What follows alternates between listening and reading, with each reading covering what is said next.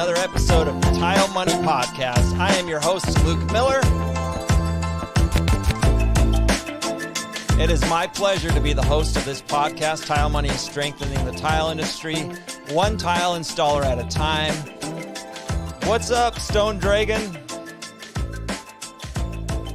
How's everybody doing today? This is a special version of the Tile Money Podcast, something we're calling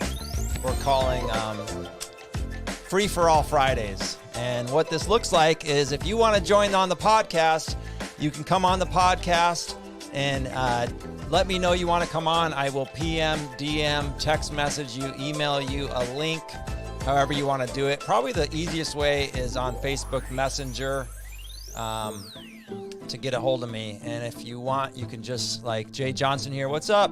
How are you guys doing? And we've got our first guest in the studio. So this version of the podcast is a free-for-all in the name. And so basically what it is I just want to talk to the community at large and just encourage people and have fun, conversations, random conversations, whatever's on your mind. So we've got Eric in the studio with us, Snowbee, and this is great timing, Snowbee. What's going on, brother? And I just got your package, man. Thank you so much. I just got it today. Perfect timing. I was hoping it would get to you guys before Christmas. I have 6 packages that went out to 5 different states. So it's funny. I walked into the post office and I'm not used to mailing things very often. And they basically handed me a stack of boxes and they're like, there's bubble wrap over there for purchase. Here's some tape.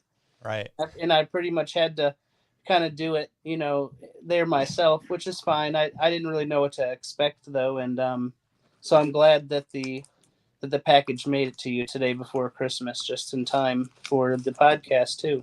Dude, it's ironic, man. It's like literally just within the last hour, I went and grabbed the package. I threw on the shirt. I was so excited to get it. And you sent me some beautiful coasters, some marble coasters. Thank you, man. Appreciate it. No problem. I made those in my garage, handmade. And then you got some penny round tiles you sent me too. Tell me the story on this. So those are from the first project that I had in Tile Letter last October, I want to say. And they're last penny rounds. They're from probably one of my favorite projects so far, at least at that time. I think it was the best work that I had done.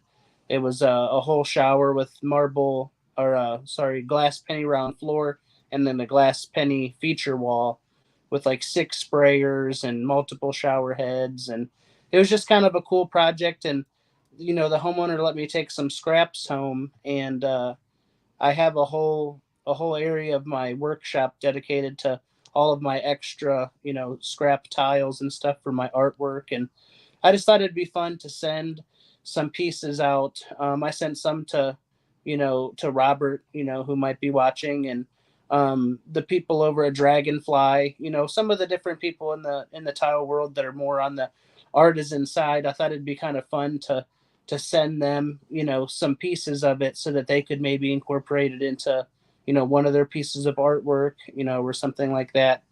It's not something that you see very often. It's kind of colorful and unique. So I thought it'd be just kind of fun to share that, a little bit. And I wanted to have just some personal stuff, stuff that meant something to me. I sent a copy of the Tile Letter magazine that shower is in, also where those penny tiles are from.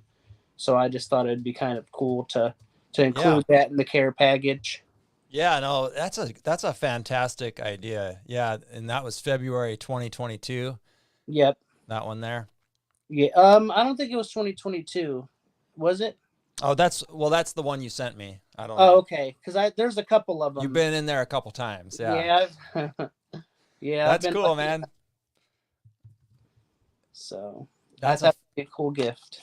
That's a fantastic idea. And what a neat idea to, save, it's very memorable, the first, some of the early tiles that you worked with, some projects that were real meaningful. And then to share that with the world and share that story, that's really cool, man. So how, for my audience, people joining us who maybe don't know who you are, tell us a brief overview of where you're at and, you know, your introduction to tile. And then frankly, talk about whatever you want to talk about today. So I'm at the very end of week 1 of year 3. So year 3 just started for me. It's going well. Tile, you know, in general for me is going better than I could have hoped. So I'm pretty thankful for that. You know, I'm thankful for the tile community and, you know, for the trade, you know, just overall. It's done a lot for me and my immediate family, you know, that's for sure. Everybody wants to enjoy what they do, you know, for a living. Mm. So, you know, I'm kind of right in the thick of that, where I'm still kind of new to tile overall. So I'm not, you know, burnt out on it yet. I like to joke, but everybody always tells me, you know, give it 10 more years, you know, and see how you feel, you know, or whatever. But I'm passionate. I'm passionate about it. I'm good at it, so I feel like it's easy to enjoy doing something that you have some success. Yeah. If it was too hard for me, I don't think I would enjoy it as much as I do. But like I said, the beginning of year 3, a lot of work to do. You know, a lot of room for growth. There's a lot of things I still don't know, so that kind of pushes me too. You know, I don't feel like I know it all. I know that I have some things to refine and to get better at, especially on the business side of things. And I've had some help with that. You know, recently attending Mind Your Business in Dallas, so that Mhm. was kind of fun. Schluter, Dow Tile, and the NTCA put on a really cool class, and the one of the guys at Schluter, he's in charge of their education department. I think he's like Mr. Ackers, I want to say. Mm. He did a really good job of developing the class, and you know, they it was kind of a limited, you know, availability of who could go. Mhm. So I kind of got lucky, you know, being Nice. able to go to that and try to kind of refine the business side of things. He basically said, you know, if you're not, you know, working on these side of things, you're basically just setting tile for money. Right. You know, you're not so much of a business tile owner. Right. So it's kind of putting the onus on us to, you know, kind of step up on our free time and try to sharpen our skills, you know, our Yeah. business acumen, if I may. Yeah. So I've been kind of trying to work on that. That's, you know, we're heading into the new year, and you know, it's always all, you know, what things are you going to change, you know, or you know, do different this year. And you know, I think that's one of the things as I become more comfortable with the installation side, I think I'm going to be able to put a little bit more energy into, you know, the business side of things. And you know, I would like to, you know, in another year or so, maybe start to hire and you know have some employees. I do have a apprentice now since the last time we talked. Nice. He's been with me for 6 months now. Mm-hmm. He's one of my brothers, so that's kind of fun, you know, to be Nice. able to kind of bring him along and Yeah. you know teach him and you know try to take him along with me on this ride, you know. Yeah. That's awesome, man. Well, what great timing to go to that Schluter business development class. Was that 2 days, 2 full days, or Yeah, it was something like that? similar to their other classes that they offer, you know, part 1 and part 2. Mm-hmm. Other than they flew me in the day before, so I spent, you know, the day at the hotel, you know, kind of hanging out. And then there was like a reception dinner, receipt, you know, that, hey, you know, you're here, this is what we're going to do. Yeah. We had dinner, then there was 2 days of classes, and then I flew out, you know, on day 4 back to Ohio. Oh, So nice. it was a little bit of an extended trip compared to, you know, the other classes I've gone to were in Pennsylvania. So I mean, I Mm-hmm. drove there in a couple Close. of hours. Sure. You know, was there for 2 days, drove home, and you know, it wasn't as long of a trip. This felt like, you know, watching the movies growing up, and you know, the dad, you know, was going away for business. You know, it felt like a real business trip. You know, minus the suit and tie. Yeah. Naturally, I wore Snowbie gear on the plane, but it was fun. I joked with people that you know, when I'm here at home, you know, my focus is taking care of, you know, my family, taking care of everybody else, you know, making sure everybody else has what they need if I can help it. But I felt like when I was there, I felt like they were taking care of me. I was being taken care of, chauffeured around, fed delicious food, taught by very smart people. There was the amount of knowledge in the room was immense. There was heads of big companies and presidents, and the president of the NTCA was sitting right behind me the entire class, and rub elbows with Martin and have lunch and talk. Martin's a great guy, fantastic. He's awesome. Yeah, and, it's good to see, man. I'm so excited to see this happening. Yeah, and I think it's going to be good for us in general. I think that tile is one of those trades where it's blue collar, it's hard work, and not very many of us come from like a white collar type background. Let's be honest. We get into this as a laborer, busting our butt, and maybe suffer a little bit on the actual business side of things to some extent, but at least initially. There's a lot of very successful tile businesses out there to kind of model myself after or ourselves after. So that's always exciting. But it was a great class. I'm excited to see them kind of open it up and start offering it, as often as they do the other classes. Education is huge, and let's face it, there's only so many of these types of classes and educational courses and stuff being put on out there, and there's almost zero. They pretty much all have to do with either the NTCA or Schluter, at this point in time. Yeah, it's wild. It's wild. When I got on the internet talking to Tylers, we didn't have Facebook. We had internet forums in 2005, 6, 7. And, one of the things that I really wanted to talk about was business. Because I was I was 25 in 2007, 2008, and I had just became a contractor, and I wanted to come online and talk business with other tilers. And it was almost like discouraged in a lot of ways to talk business. And then, it's not like we never talked business, but a lot of it was the same rhetorics, you're in California, I'm in New York. What do we have in common? Or,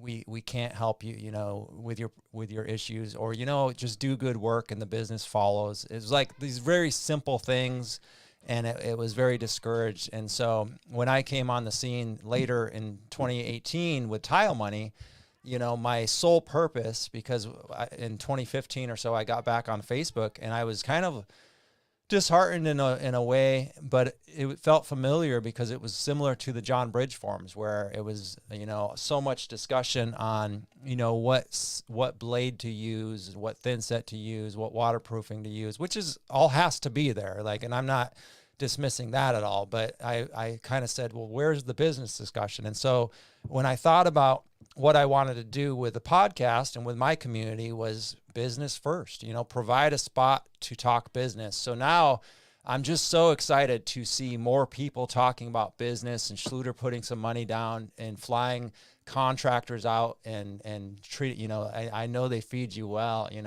I know they treat you good. And that's amazing, because I think, it's just so good, because we started off the conversation, you're 3 years into the trade, and people are joking or talking to you, protect your body, not really joking, but warning you, really. I mean, there was a good warning post in Tile Money the other day. Protect your greatest asset, your body. So many of us will develop, like early arthritis, hips going out, knees going out, all kinds of things. And the greatest way that I found, just to bring it back around to business, is to establish a business, charge more, work less. And this raises your joy for the trade. It raises your ability to perform at a slower pace. You can actually put more effort into doing everything as perfectly as possible, producing the best product as possible.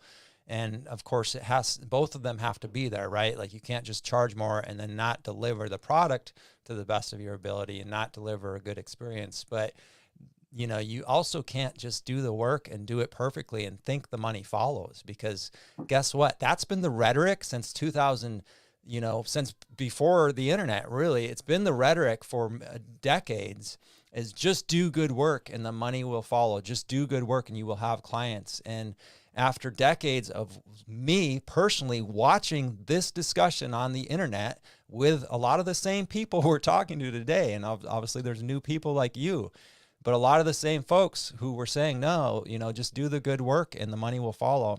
And so I'm excited, you know, regardless, to see more companies and more conversations happening. And I think we're going to see this more and more, because I think what Tile Money did was really put a highlight and a spotlight on all the contractors who are really eager for the business discussion, the business education, you know.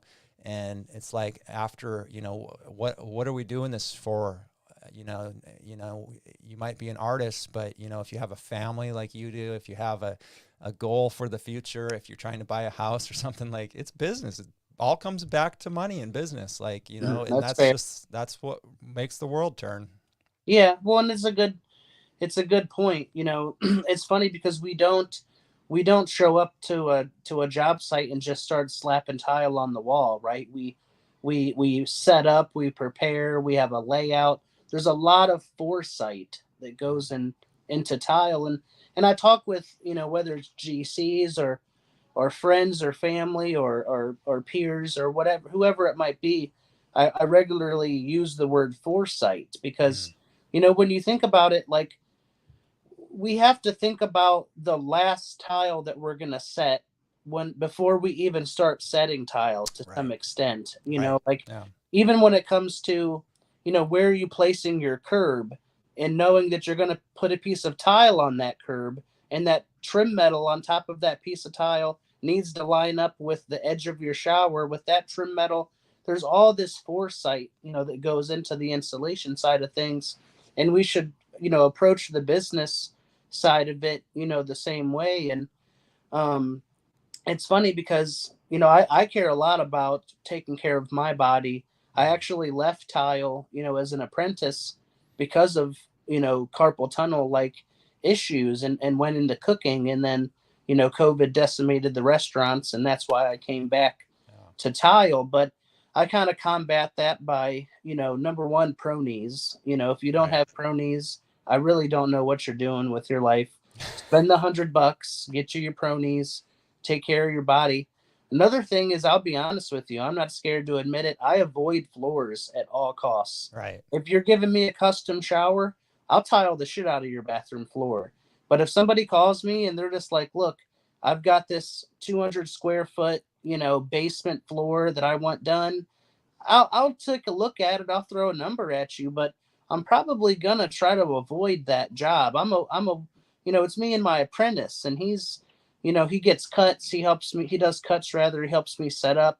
He's not installing tile. He's nowhere even close to that. So as one guy, you know, tiling big floors and abusing my body in that way, that's just not part of my strategy or my business model. I look to kind of do more smaller, intimate things, fireplaces, custom showers, backsplashes, you know, stuff like that. And another thing we can do is, I feel like it's almost taboo, you know, but I go to the chiropractor regularly. I get a massage every single 2 weeks, 90 minutes. I build it into my expenses. It's part of my budget. I love that you said that. I was just going to say so, that. You know, it's one of those things, and we talked about it at the business course, you know, with Mind Your Business. You have expenses that, you know, are your general expenses, but you also have, you know, these other types of expenses that you don't always actively think about, you know, 24/7, putting money aside for a new saw, for tires for your truck. Well, what about maintaining your body? You know, go get a massage. You know, it's a nice change of pace for me as a father of three, you know, a 9, 7, and 4-year-old, you know, gives me a chance to kind of get out of the house other than just going to work. And it helps me take care of my body. And, you know, I think that's something that we should all be doing. Hydration, stretching, chiropractor, get some massages. That's not just for the ladies, guys. You know, take care of your body, get a massage. It's a nice time. Take care of yourself. You know, we're so caught up on taking care of everybody else, and we don't put any time aside to take care of us. And it's just like, when I was in the fire service, that was one thing that they always stressed was like scene safety and preparedness. If you go running into a fire without a plan and you get yourself into a bad spot, guess what? Like you're not, you can't save anybody, you can't help anybody. Now all of a sudden the rest of your fire company, the crew, they have to come save your ass. Right. And that would be called freelancing, and going and just kind of doing whatever you want. So it's just like we got to look at it and have a plan, put some foresight into it. How am I gonna elongate my career? How am I gonna take care of my body? And one of those is having a business plan. Get Mm. some apprentices. We need more people in the trades anyhow. Get them in there, get them trained up.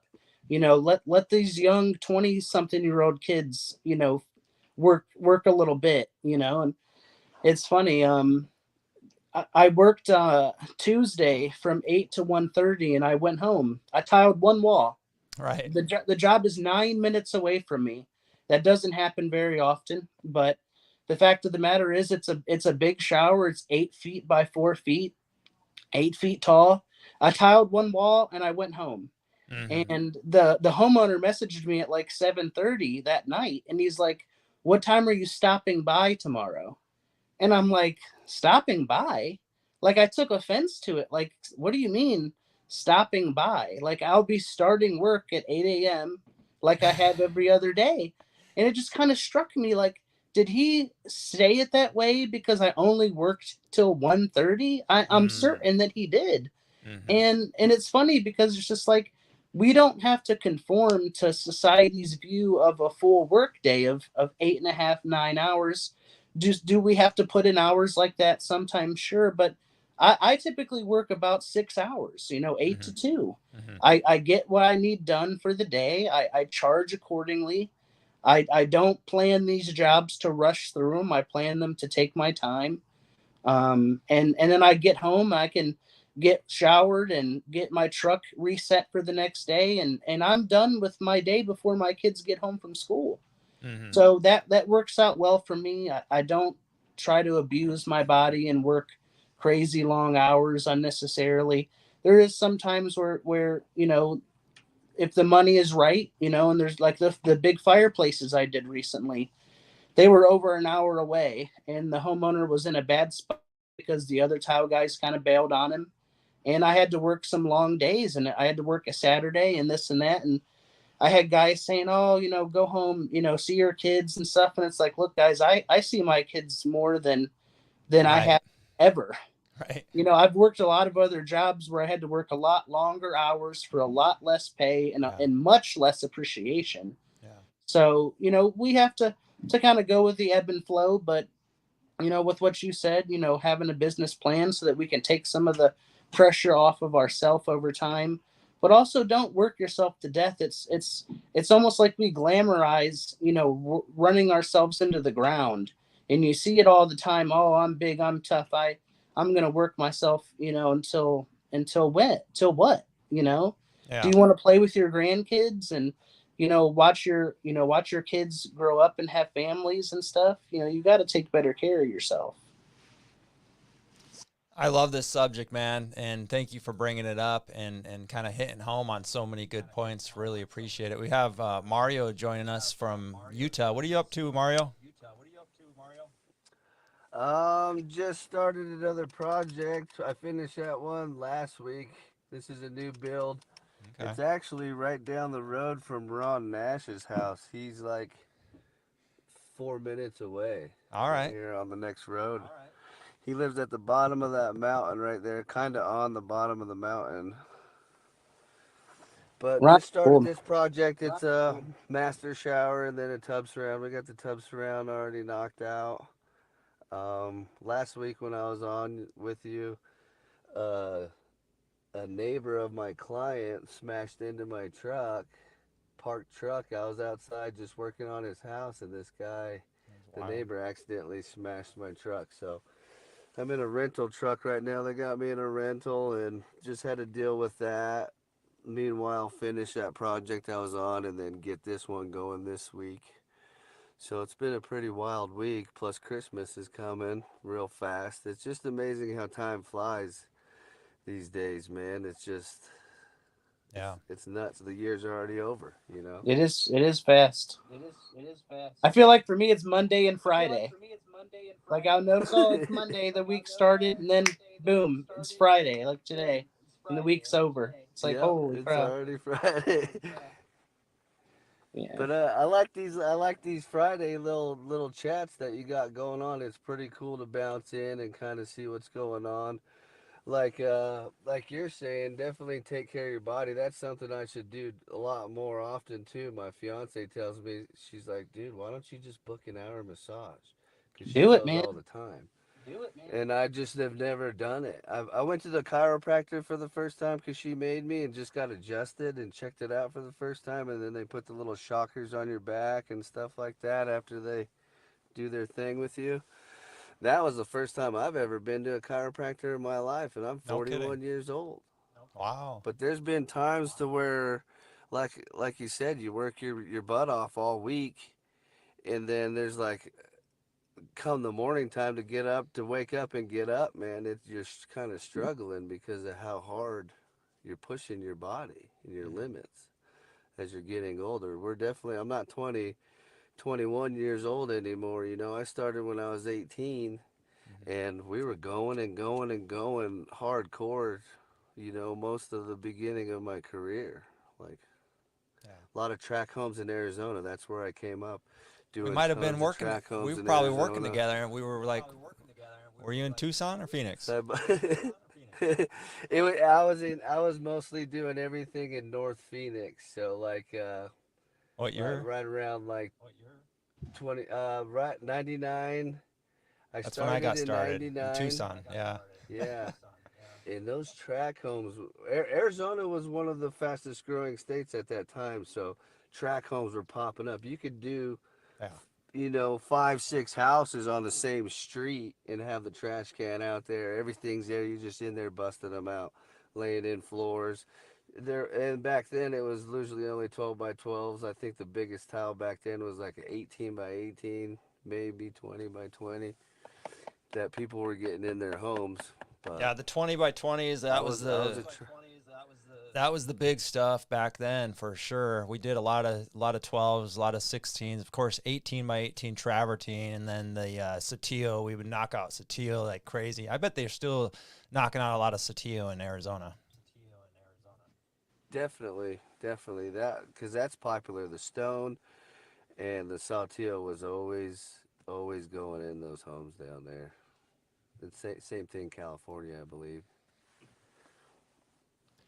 So this is Wow. crazy, Mario. We both got started in the year 2000, 1999, right in there. And I was in Tucson, you were in Phoenix. Just 90 miles separated us, And what are the chances? What is it now? So many years later, 20 years later, we're on a podcast together. That's awesome. Yeah, yeah. That was where I grew up. Or I spent most of my. I was born in Utah, but I grew up spending most of my life in North Phoenix, Arizona. Mhm. Nice. And then I started doing custom. I guess I started doing more custom high end showers and stuff.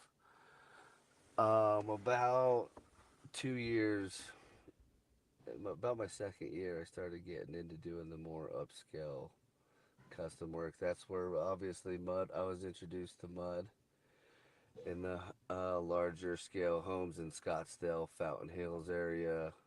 I got in with a more custom crew after doing the track home stuff for a couple years, and that definitely intrigued me to stay in this trade and keep growing in this trade because I got to be able to go into some of these multi-million-dollar homes. I got to deal with some of these nicer granites and pearl granites back in those days that they were going up in these showers. Got to prep mud walls and shower walls. I wasn't doing my boss or the I was an apprentice for our mud guy. He was the one that was doing the majority of the screeding and everything. We would just get the float strips, get the chicken wire, get the aqua bar, get all that stuff ready, and do all the mixing for them. But that's Nice. where I started with mud, was about my third year in tile in Arizona. Nice. That's cool, man. So what are you guys? What are you doing for Christmas? We're having a little Christmas dinner at my house. I don't know about you guys. We just invited a bunch of family over. We got a ham. Went to Wincombe, picked up a bunch of stuff, some ham. We're gonna make some soup, some pozole soup, I guess. Keep you warm, and some other foods. We got some gifts exchanged that we'll have for all the cousins and little kids. But we're just gonna be hanging out at my house. We invited all the family over to my house. Nice. That's cool, man. Yeah, we're just What gonna about you guys? similar, pretty low key, just hanging out here at the house, have some family and friends over. Pretty chill. I mean, I'm trying to get out to Florida. it's like 1 degree in Ohio right now. It's like frozen solid. The winds are like 40 This miles is an hour. I'm looking at them out the window right now, and even the homeowner's like, "Oh, we didn't think you would be coming in today." And I'm like, "I've lived here my whole life. Like, I'm not scared of a little bit of Ain't snow nothing and ice, and stuff like that." Luckily, I just got new all-terrain tires on my truck, so I zipped right through.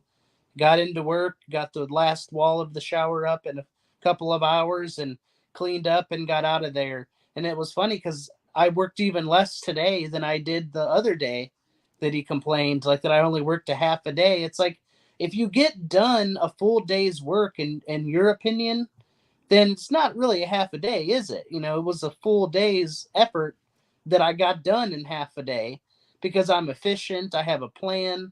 Let's be honest, I don't sleep very good. I kind of stay up, in the middle of the night thinking, okay, what's my, game plan for tomorrow, and I set myself up for success ahead of time with good prep. And, a lot of times I'll get my bottom row established and stuff ahead. And that way I can come in, my layout's already established. I can just start stacking tile. And with Ohio, at this point of the year, you almost don't have a choice but to set up in the house. So luckily, it's a whole, big master bathroom remodel. So I've got my DeWalt saw 2 steps away from the shower with my helper right there. So, we can really kind of knock stuff out kind of fast, especially with being Christmas week. My kids are home, on break from Christmas. So I was getting off, at 1 o'clock, noon, coming home, spending time. Christmas is going to be a little bit low key, there's a lot of sickness going around. So I don't know how much family will be visiting overall, but where my wife is from in Portage Lakes, they have sleighs that come around through like the local Kiwanis clubs, and they like Santa comes around on a sleigh and delivers a present. So you take, the parents will take a present for each kid of their own to the club and sign up or whatever, and then they formulate a route. So we're going to go to my mother-in-law's tomorrow, and the Santa sleigh will be pulled on a trailer, through the neighborhood and drop off presents for the kids. And I guess they've been doing it for like 76 years. Whoa. So it's kind of cool, but pretty low key. A little ham, little beans, some mashed potatoes, nothing too crazy. Last year we were in Florida for Christmas in Alligator Point. So it's a little bit of a change of pace. Driving to work this morning, I thought to myself, man, this time last year I was on the beach, and it was a little more enjoyable than this trek through the Arctic tundra to get to this custom shower build. But you got to love it. You got to embrace it in Ohio. It's cold over a third of the year here, but I wouldn't trade it for anything. I've lived here my whole life.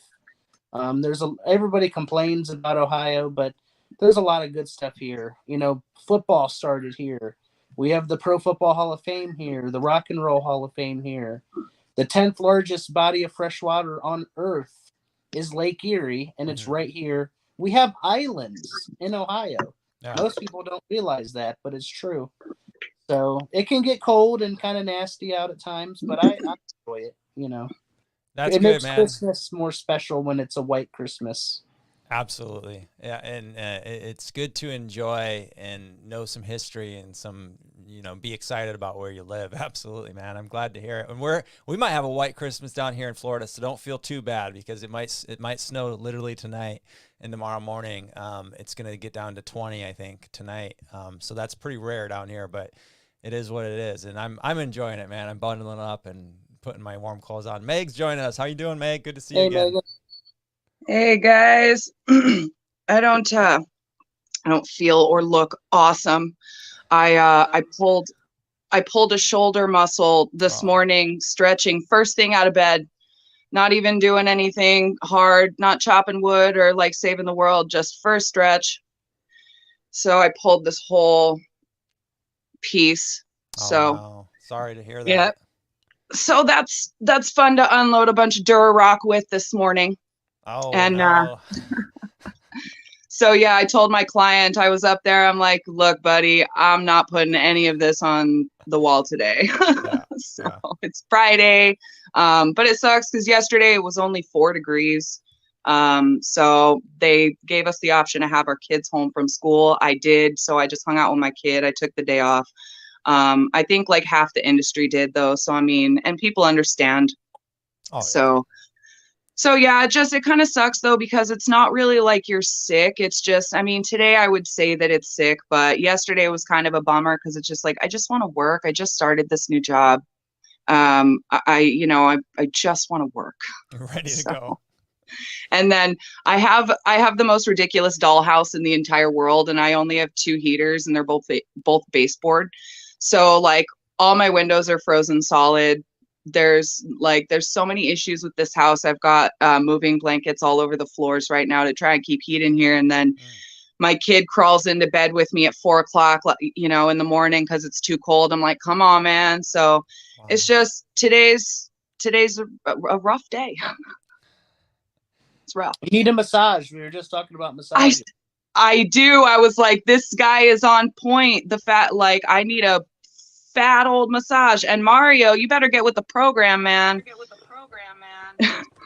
You need to get some massages. I sleep wrong in my neck. Maybe I'll book one for me and my fiance. We'll try to get it. There you go. No, I had a really weird morning, and I was really upset, and so I was glad that this was happening today because I was on my way home, and I get a call from a GM that throws me work sometimes. He's like, I'm in a multi-million-dollar house on the river. Do you have time? I'm like, dude, I'm on my way. So I get there, and he's like, there's something going on with the pan. I don't know I don't know what I'm looking at. And so I was like, all right, cool.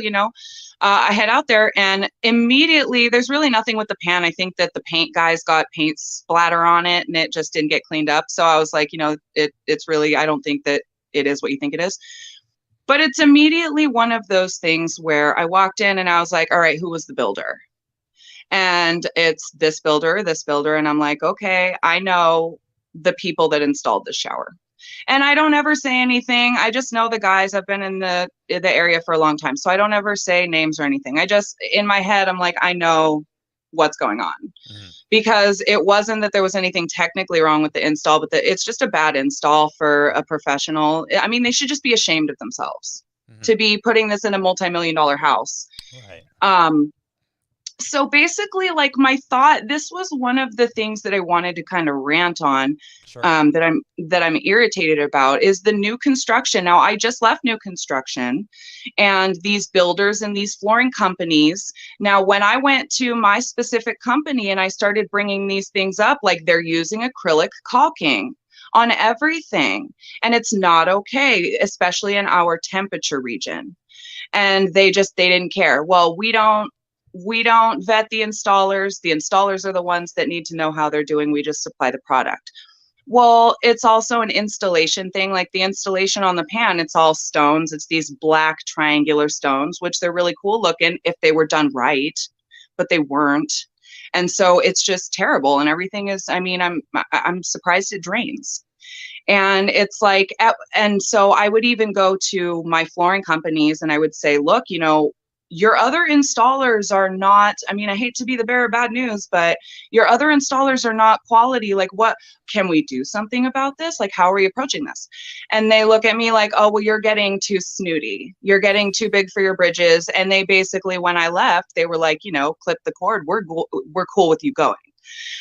But now, you know, their answer was, oh, well, it's not our responsibility. They're subcontractors. We don't have to go and make sure that they're doing their job. It's their job to make sure they're doing their job. But then it's like, if you're just I mean, am I being followed here? Like, am I making sense? Because it's just, to me, they're hiring people that they're not vetting, and they're not making sure that they're high quality contractors. And then in these homes that you know, people are going to the design company to buy their tile, and they're getting their subcontractors. Those contractors, I know for a fact that the shower's going to fail. And I know for a fact, because I know who installed it, because I know his techniques, because. Right. And I can't really say more, and it sucks, but it's like, what do we do? Like, why is that? These companies should be ashamed of themselves, right? Like, should they be vetting their installers? What are we thinking about this? They don't care, right? Yeah, money. All they're thinking about is money. And yeah, what I see is a lot of these new construction and even some of these other builders, they just want it to last for a year. And that's it's like tail light warranty type stuff. And I show up, and it's funny because I had a meeting with a big local company that does like whole developments. They develop land, build all the houses, and my eyes lit up because I'm like, oh yes, like, it's in Canton, you know, close to where I live. I could go from one house to the next, which isn't something I've ever been part of, ever. I've never done it's great aspect, you know, where it's kind of cookie cutter-ish in a sense. And I'm just like, oh, I could, because I always complain. LeBron is from Akron, right? You know, Akron. I'm just a dad from Akron. This is a guy's company where I'm from. And he's the best at what he does. But let's face it, the basketball court that he steps foot on every single day is the same exact dimensions. The hoop is always 10 feet. The three-point line is always X amount of feet. So he gets to really zero in and lock in and get into a rhythm. And I always look at it like every single house I go to is different. Every single shower opening is different. The heights, the widths, the tiles. How do we really lock in and get like into a rhythm with it when it's always different? But I haven't had the chance to do the track home thing or the kind of cookie cutter type deal. But it seems like those types of companies, they don't care about the quality. And I went and I had this meeting, and I'm looking at the tile work, and I'm thinking to myself, if this is all I have to be better than, oh, I put this in the bag. This is right. I'm gonna laugh all the way to the bank and cash the check. And walking out of the meeting, I was super professional. I told him, you know, how I go about things and how much I care. And we all have a spiel, right? At least you better. And he asked me what I was thinking about the backsplash. It was like a marble sheet mounted herringbone, probably 40 square feet altogether, something like that. And I threw out a number, and I never heard from them again. And it was like they never even got a chance to hear my shower numbers or anything like that. Like, they were scared away by just the backsplash number because they want some guy that's going to come in, charge $600-700, which is pitiful, and do a average at best job. And I just don't understand that. Like, I always thought that when you got into these, I try to approach every job, let's be honest, and treat them all with the same level of respect and because I care. Obviously, not everybody does, but I feel like people that are part of this group do. And it just kind of blows me away that not only do these tile guys get away with it, but the builders are getting away with it. These customers are putting up with it. I recently did a job for the first time as my own company in the most expensive home I've been in, with the bubble fireplace. Maybe you've seen it, where it had all the bubble tile and everything. It was beautiful. Was that black? Yep. With the I saw that. And I looked at it like, this is my moment. I'm in AAA, and I'm getting called up to the big leagues. I don't even watch baseball, really. I'll be honest with you. I don't have time. But I felt like it was my brought up to the big leagues moment.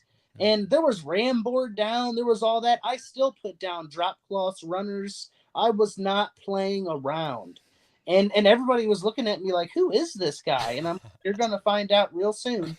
And I took it so serious because I'm like, these people are millionaires. The owner of the home made $30 million last year selling street sweepers and stuff like that, you know, and I'm just like, this is my chance to step up and kind of shine and take my company to the next level.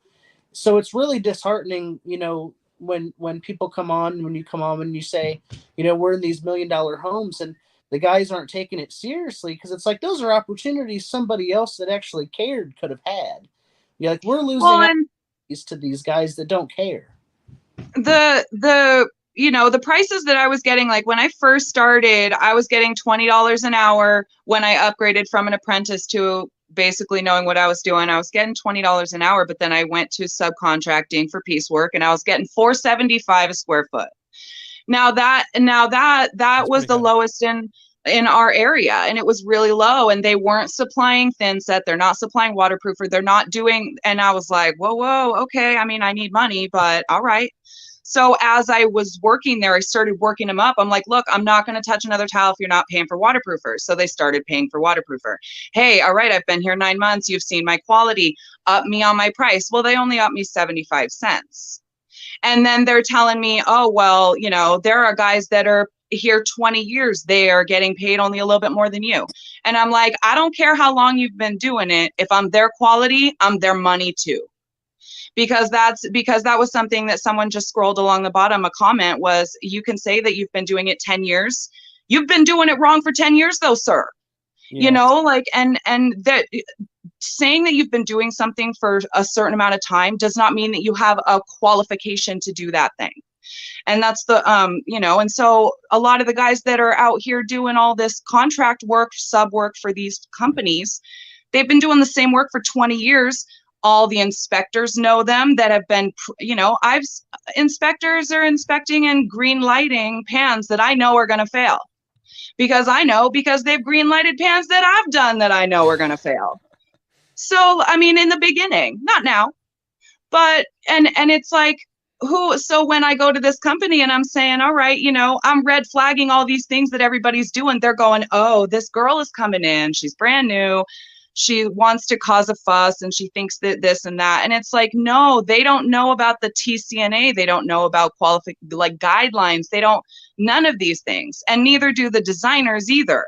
And so when I try to educate the designers, because no one's going to the designers and saying, hey, this is how you should actually do it, then the designers are like, oh, well, it's the owner. All right, let's talk to the owner. And then the owner's like, yeah, bye. And it's like, it's shameful, because people are going in and spending millions of dollars for these, you know, people to own these companies, flooring companies. And it's like, this is your community. How can you see these people at Walmart with their kids and smile at them and be like, oh, I know, I just, you know, took $10,000 from you for crap work. Like, you know, you can see I get upset. It's an upsetting topic, and it's a great rant, and I've went on some epic rants myself on the same subject. One of the things, you know, I was in California, on the coast of California, and it would boggle my mind. And I even, if you scroll back far enough on Tile Money Instagram, you might see a video where I was just ranting about a $12 drain, you know, in a multi-million-dollar home on the water. And I go and walk, and every shower has these $12 basic circle drains that you can put your heel on, and the thin metal will, you know, we've all seen them, right? Oh, and I'm just, so you have these crap, you know, bottom of the shelf, you know, materials going into these multi-million-dollar homes, and it doesn't compute in your mind and in my mind and in Eric's mind and in anybody who gives a darn, you know, it just doesn't compute, right? And so one of the things that I think we have to do as business owners and as leaders in the industry, as, you know, contractors, installers who care, is to, first of all, you know, as you start your business, you know, identify your values. You know, your values are what's going to set the tone. And then when you work with people, if they don't align with your values, it's just not a good fit, right? And so if they're not aligning with your values, is what you're saying, is you go meet these people and they're saying, no, we don't care. You know, frankly, you walk out of that office with your head high, you know, and there's a balance to be had here though, because you do have to, you know, kind of put yourself in their shoes too. You know, they're looking at you, somebody who's been in the trade a few years, and they do have questions about you. So how do you combat that, right? It's never I would think that they would be crazy. I would look at me and think the exact same thing. So I don't blame them for the way, because I am a wackadoodle. Sure. I get it. Well, and so it's never going to be, you know, confrontational. You know, you want to avoid the confrontation. You want to avoid insinuating that they're doing anything wrong. You want to avoid, you know, at least, you know, not directly, you know, you want to lead with your education. Now, whether that's on your Instagram, your website, your YouTube channel, you know, lead with education. And if you can come to some of these contractors, maybe on your time, uninvited, right? And or maybe you host, you know, maybe in your local area you start to host education for consumers, you know, and maybe you invite another authority figure through the NTCA, or, you know, somebody who might be passing through. Maybe it's your rep, you know, maybe it's your rep that is going to be coming through. And I know you're out pretty far, so it doesn't happen like all the time. But if you establish yourself, Meg, in that area, especially since it's such a small area. You're in a small area, right? Yeah, Spokane is 30 miles away, so it's pretty big, and we've got, you know, a lot better stuff there, but I'm in Coeur d'Alene, so sure. It's pretty small. You got to you got to be really respectful out here. I would be, you know, view yourself as a conduit for education for the tile industry in Coeur d'Alene, and think about setting up, think about the future tile installers, right? Think about the future homeowners, because so many of the times we focus on the immediate problem that just frustrates us, right? But if we can't fix this immediate problem, what's the next best thing? The next best thing is to put education out there and to start something that will snowball into a greater industry for the future Coeur d'Alene installers coming up. And so if I were in your shoes, I would almost be, you know, whenever there's a frustration, whenever there's something so frustrating, there's always a massive opportunity there. You know, I mean, it's like this podcast. I was very frustrated as a contractor because nobody was talking to me directly through a podcast, and nobody wanted to talk about business. I was talking with Eric about it earlier. You know, since 2006, I've been on the internet with a lot of the same people that are in Facebook forum groups today. And a lot of them did not want to talk about business. It was discouraged. So I was frustrated by that. Yeah. So I did something about it. Because of that, now we have this chain reaction. So that's where I would be sitting with my head, is how can I organize and become a leader for the tile industry in Coeur d'Alene, so that now all of a sudden people are starting to come to me for information, because they're always going to look at you like, what do you know, in these early years. But if you can start getting consumers to come to you. I mean, imagine if you hold a class and 6 consumers come to your class the first time you hold it. Just 6. Do you think you can get 6 people to come and have, you know, your Schluter rep or your Laticrete rep or whatever rep you work with come and give a 20-minute, 30-minute presentation on tile overall? And maybe you can invite the leading architects that you believe your values align, and you believe that they would really be attracted to see somebody excited about tile. And then you can put together a slideshow, a TV, and just say, here's some of the advanced tiles. We want to just educate you on some of the things that are coming out, and almost, that's the opportunity that all of us have on a local and a national and international level now with, the internet and podcasts and YouTube. So that's what I would do. I would encourage you to take this frustration and, there's nothing better than, yelling into our pillow or ranting and raving once in a while to get it out, right? I mean, it feels good to get it out, but if it's misdirected, and it's at the person, or if it's if it could be construed or received as, almost accusatory, we want to avoid all of that and just lead the way, lead the conversation, so that within a short amount of time, I mean, what you've done in a couple short years, Meg and Eric, both of you are like less than 5 years in the trade and business owners and leading the way and doing things right. What you guys are both doing is incredible. And in just a couple more short years, your business and your life is going to look completely different. I want you to envision, what you want your business and life to look like in another couple short years. And then you break it down. I mean, we're at the end of the year here, end of 2022, beginning of 23. And it's the perfect time to really write down your vision, write down your values. And that way you can start to attract the correct people and you know where you're going, and then adjust it, every quarter, every month. Well, and I'm actually going to, excuse me, the weather's killing me out here. I've got some sort of frog going on. I'm going to start, I'm going to get in the NTs. Yeah, I know. Thanks, man. Would you have died if I had a cough drop in my hand? That would have been cool. I would have died. Oh man, if I had a candy or something, I feel like that was an opportunity missed. I digress. I'm gonna sign up for the NTCA. It's too late in the year to do it now, so I'm trying to get up enough. The next couple jobs, I should have enough to get the NTCA going, because I need to get into the NTCA University. Ever since you did that podcast on Apprentice Day and you were talking to Aaron about that, my heart's kind of been set on that NTCA University, because I realize, like, when you say those types of things, I am a person that would just blow up and throw a convention of my own, but I just don't know enough about tile, like, to be able to teach what I should be teaching.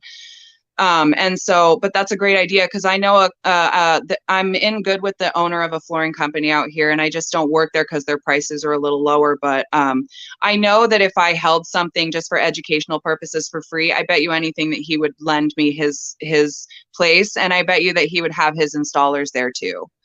But I would just want to make sure that I go, and yeah, I do have an NTCA member in Montana. I don't know if there's any like really near me, and I don't know how far he is. His name is Kevin. But I just connected with him. Spokane's 30 minutes away. I mean, you've got access to people. I'm sure I do. And, I want to tell you right away, you're starting to use words like convention. I mean, you're blowing. Or not convention, but just like a little, I mean, I have to do everything huge. So, I mean, I would do a convention. Too. Trust me, me too. But just a little, just like I say, just try to get your first one, 6 people. The convention is that's the wrong word. It's, convention's the wrong word. But your head, and I see where your head went right away. And you said, I'm not qualified to teach a class or anything, but who is, and frankly, but it presses me to go. It presses me to go get the information, because I know where to look, and because of the previous podcast that I was following from you. So I'm just waiting for that click over the calendar so that I can get that NTCA. So that's a mental lineup thing that I'm working on. Nice. But because it's just little things. I mean, consumers, what do they want to know? I mean, if you look at some of the most popular TikTok, Instagram, YouTube videos, it's very basic stuff. When we're talking about educating consumers, what is waterproofing? Why is it important? What is the most popular way to waterproof in your area? What are some other advanced waterproof? Like that could be a 60-minute presentation. We're going to cover waterproofing in your shower, and that's it. And by the way, this is open to consumers. This is open to DIYers. And you have a professional tiler. You have a representative from this major corporation here today, and we're going to give you 120 minutes, 2 hours of our time. And it's sponsored. You said you're going to do it in the back of somebody's showroom or something. It's sponsored by this person, this contractor, whoever has the space, right? Yeah. You might even be able to go to a bank and be like, we want to do like this consumer education thing. Banks give loans to people remodeling homes. I mean, they might buy you lunch, right? They might be like, well, we'll pitch in $500. You can put some spread on. And all you're trying to do is attract 6 people, that first one. And then from there, just see what happens. And what it is, you know, it's a networking opportunity. All of business and life is about relationships. So you're just trying to attract some people. And even if some of them are DIYers, give them the best damn information you can, because half of those people, half of the DIYers are going to stop at day 3 or 4 as soon as they have their shower tore out. And then it's another week or 2 or 3. And their partner's like, we don't have a shower. You're starting to stink. Like, well, let's call Megan. She told us we could do this. And she was so helpful in giving us information. And that's how it works.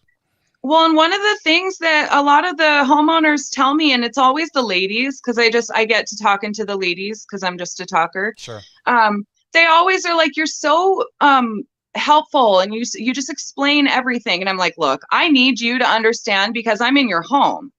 And I can't imagine, like, if someone was in my home, because I have ADHD, so I have a lot of just unnatural anxiety and paranoia naturally. And I have to function the world with that. But I can't imagine someone being in my house and me being uncomfortable with what they're doing, but not being able to say it, or just not, you know, and then the communication is off. And so the first thing I do is get the vibe connection with my person. So whoever I'm dealing with the homeowner or the GM or whatever, I get the vibe going. And then, but yeah, I totally lost my train of thought because the thing went like that. Sorry. No, I'm exhausted. So I'm trying to hold it together right now. Yeah. Well, it sounds like you naturally already do what I was kind of recommending is, you know, vibe, values, you know, just make sure you're a good fit. You know, that's kind of where you're going, right? Oh, no. Yeah. I was going with the education thing. No, they, because I go over, they'll have other contractors in there and they're like, well, they said this. And I'm like, well, they said that because they don't know. They just said whatever to get you to stop asking questions. And I mean, and I'm just honest with people, but they appreciate that. And then the comfort level, I feel like I get hired a lot just because they're more comfortable with me. And then I have, the people that I'm working with now, they have a daughter, I think she's like 10 or 11. And I was talking about that I just did a Girl Scout meeting and taught some Girl Scouts about tile. And they're like, oh my gosh, our daughter would, you know, that's half of the reason why we hired you is because you're female. We want to teach our kids that, like, you know, even our daughter, that you can do anything. And I was like, I'll do you one better. When I'm setting the tile, when everything is safe, I'll give her a pair of gloves and a mask and she can sit there and talk to me about tile. I will teach her about tile. Yeah. And so it's like that, it's all like those little connections that like I just go that extra mile. But it's not, but because it's like, this is what I do for a living. This is my business. And like Eric was saying earlier, I don't work the normal 9 to 5. You need me on a Sunday at noon, honey, I'm there. You better be making me a sandwich though. You know, like whatever you need. And I also do, like, Luke, you have one of my rice bags, you know, rice bags. I give those to clients all the time. Client that just had surgery, here you go, here's a rice bag, because all we're doing is we're people helping people. We're just people. Yeah. We're all just people. Yeah. So yeah, that, getting back to what I was originally trying to say was just going and educating them. And then I tell them also in the future, and you can tell all your friends and your family or whatever, if they're dealing with towel people and they have questions, they can call me. I don't care who they're dealing with. Information is free. I will be sitting on my couch watching TV and I get a text and it's someone asking me a question. But it's like, even if you're dealing with another tile person, I don't care. You can come to me for anything. And so I'm trying, like you said, like I'm trying to be that voice for my community.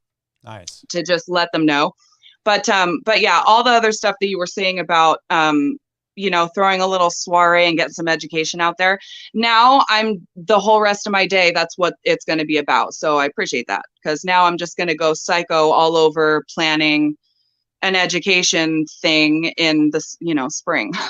And maybe, you know, something you just said, you know, maybe it's educating the youth, you know. I mean, we have, I mean, even artistic, you know, an artistic venture for young kids in spring break coming up, you know, maybe you can plan that, or summer break, you know, or whatever. But maybe it's or attracting teenagers to the tile industry, or giving them a one-day class in a setting, you know. And I bet you can find all kinds of partners that would want to be part of that good movement. Hey, we are going to hold this one-day class for youth to learn the tile industry, you know, to learn 101, you know, just some basics, you know, and make it fun. Or maybe it's the young kids for our artistic, you know, fun with, they can make, you know, maybe somebody has a brick oven or whatever, and you can actually make clay tiles with the kids or something like that, you know, something to, you know, just get yourself out there in the public as a leader, not just a, you know, you want to be that leader in the tile industry and the leading expert in your area, but also just a good person. I mean, some of this stuff doesn't have to be directly tied to tile either, but just giving back to the community in any way possible. And you're somebody who seems like you're just fired up and ready to do that. So run with that. And if you want to talk it through, you know, if you're like, I got these ideas, what do you think? Like, I will hash that out with you, give you time, you know, to just, you know, private message me or whatever. We'll set up a Zoom and just talk it through, because I want to help you do that, Meg. And anybody listening too, like anybody wants to call me and, you know, bounce ideas off of me. That's what I love to do. I love to dream and to put things together and to work towards a more positive future. So if I can help anybody do that, I'm down for sure. I have a question. I'm pretty sure it was Eric that just won an award. Did you win an award, Eric? Didn't you just win an award or something? I was in Tile. I was featured in Tile Letter, like as the feature, like I don't remember really exactly what it was called, but it was a feature story in Tile Letter, like 5 or 6 pages and stuff. Just kind of a little bit about me, a little bit about my story, you know, stuff like that. Some pictures of my work. So it was really fun, and it meant a lot to me because I feel like, you know, sometimes people say, you know, maybe even people in my own family, they're like, oh, you know, Eric sets tile now. That's cool. And they think about all these public places that they go and they see tile work. Well, let's be honest. You know, how do you really feel about the tile work in your local bank, McDonald's, you know, Vice, this and that? The tile work that I do that you see on the screen here is a little bit different than local bank, you know, and stuff like that. So it meant a lot to me because it was a chance for me to show people in my family, peers, friends that I'm a little bit different, that I'm taking this really seriously, that I care, that I want to be special, that something special is happening in Northeast Ohio, and I'm right at the forefront of that. And you know, I really, first and foremost, and I say it right in the article, is, you know, my main company goal is to be a customer advocate and to be transparent, because we need to get back to being people first and foremost. Yeah. And I feel like as soon as I started really putting that at the forefront, everything else is taking care of itself. And similar to what you said, I'll have customers reach out to me and I'll give them a quote, and they're like, oh, you know, we're not seeing eye to eye here. My budget is little league and you're major league. And I'm just like, whoa, like, it's not like that. Like, if you're going to go with another guy and you have any questions, reach out. Here's a list of questions to ask them. What type of system are they going to use? What are they going to use? Lippage clips on large format tiles, you know, this, that, and the other. Reach out to me. Like you said, information is free. I look at myself as a customer-centric tile professional. I'm your local friendly tile guy. You can you have questions, because it's fostering a sense of you know, trust, you know. And even if they can't afford me, maybe their aunt, you know, has a good job and, you know, is a little more fortunate or whatever you want to say, and they can afford me, and I already have that in, because I've already developed this sense of trust. And it's not hard. If you're a good person at your core, it's really easy to look back on that and just kind of be a good person and have your customers' best interests at mind. And when you were talking about, you know, you're running into these builders and these general contractors and all these, you know, higher up people who are supposed to be, you know, doing the same things, having their customers' best interests in mind. stuff like that. That's kind of where I've separated myself, is by sitting down with these people, and like you said, not necessarily skewering the guys that are doing the bad work, but I have a whole spiel where I sit down and I tell them, this is how I'm going to do it. This is why I'm going to do it that way. This is, I learned from a 67-year-old fourth generation tile setter, and he did things the right way, thankfully. So I got a really good education, and I've kind of refined that and worked on that and furthered that, if I may. And that's one of the reasons why I'm in the position to be, in tile letter, and have the respect of my peers. And I think that's what I kind of care about the most. I have bills to pay, but the money that I'm making, it doesn't excite me. Maybe, being able to, do some things I never got to do as a kid, like go on a vacation. I had never been on a vacation in my life until after I started installing tile. Last Really? year for Christmas, I was in Florida, and that was the first vacation I had ever been on in my life. I'm from Akron. I'm from the inner city of Northeast Ohio, same city as LeBron. And when you're from a place like this, there's places like this in every state, let's be honest. But when you're from a place like this, being successful just hits different. It feels different. It feels better. And I really enjoy it. And I like seeing other people where I'm from be good. This stuff that I'm wearing, the Just a Dad from Akron, he's a guy that started this company in Kenmore, where I'm from. He was a former addict, and he got his life together, and now he fosters like community outreach, and has support meetings every Friday, sober support meetings, and he just had a huge toy giveaway, and just the things that he's doing in the community, because he's putting people first. He's just being a good person at heart. If we So would cool. just work towards getting back to that, and that's why I'm wearing this. And that's why I'm wearing this on this show, because it doesn't hurt me. It doesn't hurt me for other people to do well, for other people Right. to succeed. It takes nothing. If you notice in that article, Luke, I shout out my friends from Adonis Kitchen and Bath. They're the company that allowed me to do that shower with the cool mosaic inlay. And on one hand, you know, it's interesting, because sometimes with these general contractors, they all want Snowy custom tile until it's time to for who gets the credit, and it's just like, I want my credit. I want my credit where it's due. But some of these people look at it like, oh, well, somebody might bypass us for their backsplash and just call you. And it's like, well, if somebody calls me and they want their kitchen redone, I don't do anything but tile. I'm not pulling your toilet. I'm not putting in your glass door. I'm not doing your cabinets or your drywall or your paint, lighting, nothing. I literally only do tile. So I send work to these people that do the full kitchens and stuff. And it's just like, it's just kind of interesting, and it's a bit frustrating even at times. Like, everybody wants to be able to be like, look, here's this beautiful shower that is Snowy custom tile, but they want it to be in the name of their company. And it's just like, it's an interesting balance, that you have to kind of work through. Like you said earlier, you're working with some of these builders, and they're not valuing you enough, and they're not paying you what you're worth, and you're gonna have to probably bite the bullet and stick with it a little bit as you kind of ascend. And I'm finding myself getting opportunities with bigger, better companies who are doing things the right way. You do have to kind of stick it out a little bit, to an extent, at least initially. I'm so new.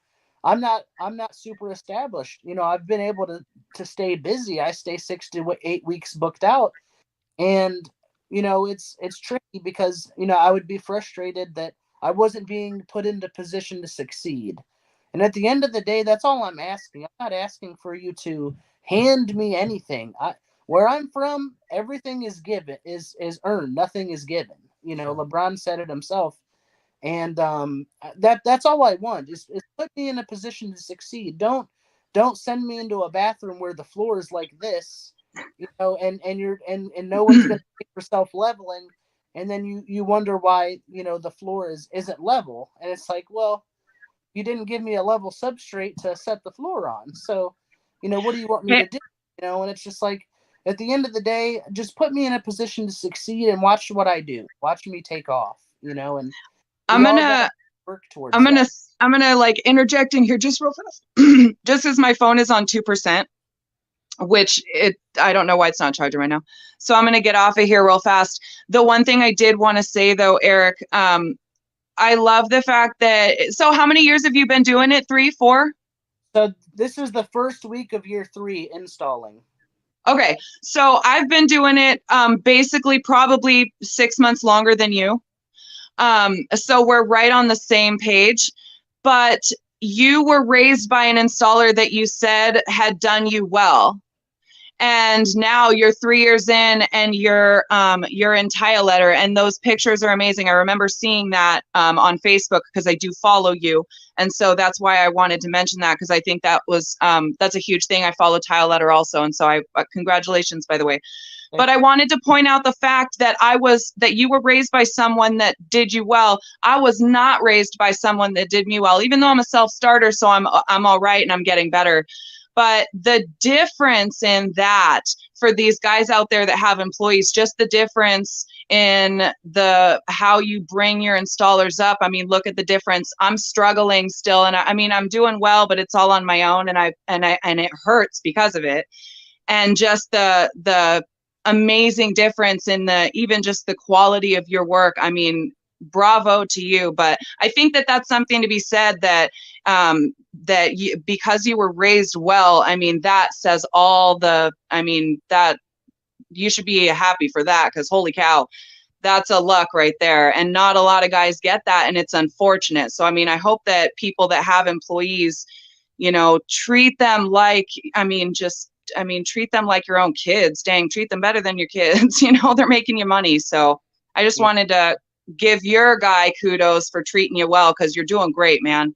But yeah, I do have to get out of here because I don't want to die in the middle of a sentence. So right, I love these, Luke. I appreciate you letting me come in here and just be exhausted when I am, but I like these. So I'm gonna continue. Thank you for being real. No, I'm gonna continue to putter around my house and get some stuff done. And if this doesn't die, I'll still be listening. All right, Meg. Have a good night. Bye. Have a good day, guys. Bye-bye. Thank you. That was cool. I've seen she does some nice single set pans. Yeah. I'm so sick of guys arguing. Look, I'll just throw some sheets in there, space them apart, and fill in the middle. Or you could just charge more and single set the pan, and then it's a one-of-one piece of art. Yeah. Come on. If you're gonna do it the other way, that's fine, as long as you don't have sheet lines and you're getting good coverage and stuff under those stones and all that. That's all great, but she does a nice job with her single set pans. That's one thing I noticed about her. Yeah. I remember the first single set pan I did, and it was a big pan too. It was larger than normal. It was probably, I don't know, it's almost like a 7x7 pan or something like that. But yeah, that was the sheets were just so terrible, and I was just so frustrated. And this was before Facebook or Instagram, and I was just so frustrated. I was like, screw it, and I just started tearing all the rocks off. And then a while into it, like halfway into it, I was like, man, what did I do to myself, right? But then I picked up a rhythm, and I started getting a little system. And damn, that looked good. And I was subcontracting for a friend of mine who had the job, and it was like I had a shower, he had a shower, and he came in and he was like, what the hell are you doing? And I was like, hey, this mesh backing was falling apart, and I was fighting it, and I just decided to do this. And then later the homeowner swung by and just happened to come in there, and the homeowner was so impressed, right? And they were just so impressed that I was taking my time to do it. And I saw right then the value of, caring that much about something. Yeah. And, I developed, for most of my pans, I would do a hybrid method where I would install the sheets and then just piece in. I would leave gaps between the sheets to piece Uh-huh. in the rocks so that you couldn't, you blurred the lines or whatever, And that makes sense. Me personally, I worry I look at every job I do as I want to make myself happy, because I know that if I'm happy with it, that the customer is going to be lost for words, because Smart. Yeah. I have such a high expectation level for myself that I'm literally nervous that I would see a difference in like the pattern from the factory sheet to where I'm filling it in. And Right. I've never tried it because I'm so worried that I would see a difference and then I'm not going to be able to be happy. I'm going to go through the rest of that shower, tile it, Yeah. because I do my floors first. So I'm going to be tiling those walls, looking down like, oh man, I can see right there where that factory sheet was, and maybe I'm wrong, but I'm just not willing to take the chance. The one single set pan that's in the Tile Letter article, I believe, was my first one, and it was like a 7 foot long shower by like 4 feet wide, and it was the same kind of situation where I was like, man, what did I get myself into? And it's funny, Luke, because I was setting that shower listening to our first interview that we Nice. did with Tile Money, a year plus ago. Yeah. So it was kind of fun. My wife was with me, and Nice. and it was kind of fun because she hadn't heard it. So she was sitting there listening to it with me, handed me handfuls of rock, to set, and it was beautiful stone. I sealed it and enhanced it, and it looks fantastic. And from that point on, I just knew that if I was gonna do a stone or a river rock pan, that I was gonna do it single set. You don't even have to set up your saw. I mean, that's one of the beauties of it is there's no cuts to the walls, there's no cuts to the drain. There's no cut rock in the wild. Like, I look at it like that. Like, if you go and you pull a river rock out of a river, it's Right. not cut. Yeah. So I'm not going to have cut river rock in my pans. And No. and that kind of helps set me apart, and I charge accordingly. It usually takes 3 to 4 hours to single set pans, because That's most not of the bad. doing are pretty big. Yeah. So, that's not too bad, and I'll be honest, you start to get stiff and you're like, man, why did I do this to myself? And I stand up and I kind of loosen myself up and I look down and I'm like, damn, that looks good. Yeah. It's awesome for me because I still surprised by all of this, in a weird way, as confident, as cocky as I am, just like most tile guys. Pretty much every day I stand back and I look and I'm like, I really did that shit. I really just did this. I really accomplished this. And it's energizing. It makes me want to keep it up, Nice. and keep trying to.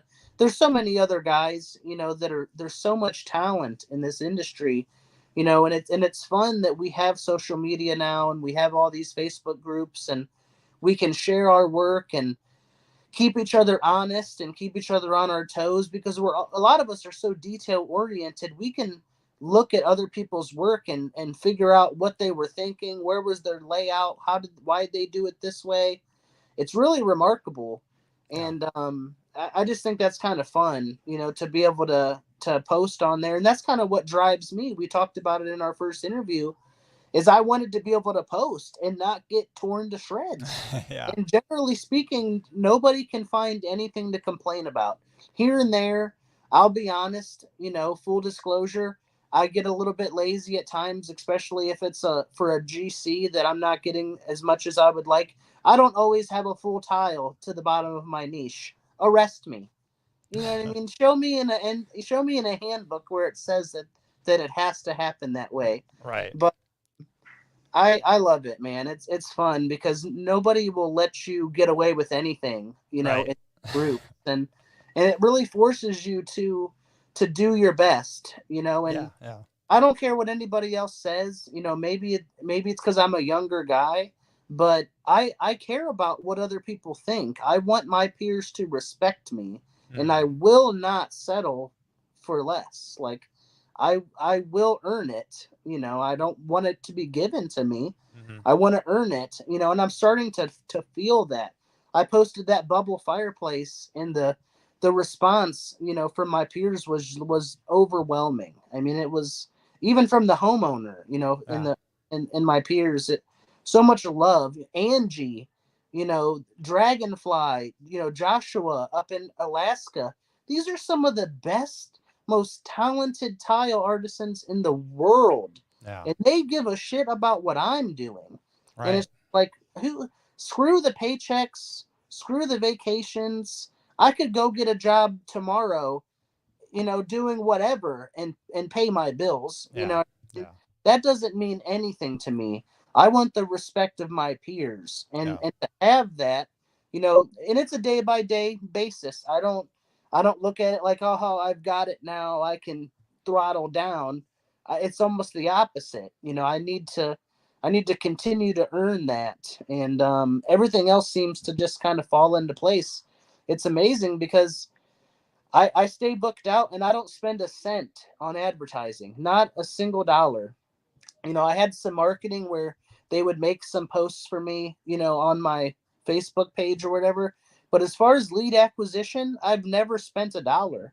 And that's a testament to my efforts. Mm-hmm. There's guys in my area that have been setting tile for 30 years, 20 years. I'm only 32 years old, and they're sending customers to me every other day, and telling these customers, this guy is good, he'll take care of you, he'll do things the right way. And it's amazing. I never expected that, for construction to seem like such a cutthroat world where people just want to line their pockets. I've gotten, $30,000 in work this year, probably from Robert Engel at Classic Tile Works out of Stowe. Oh, really? Google search tile in Northeast Ohio, and he's the first guy that comes up. But the fact of the matter is, he's booked out 8 months, so he Right. can't get to anybody. Right. So he sends them to me, and all he asks is for me to do a good job. And Yeah. what more can you ask for but opportunities? Yeah. So, Hopefully you gave him a nice Christmas present. oh, I've got a I know you nice did. bottle of bourbon waiting for him as soon as I get a chance to meet up with him. Yeah. Great guy. Great guy. He is.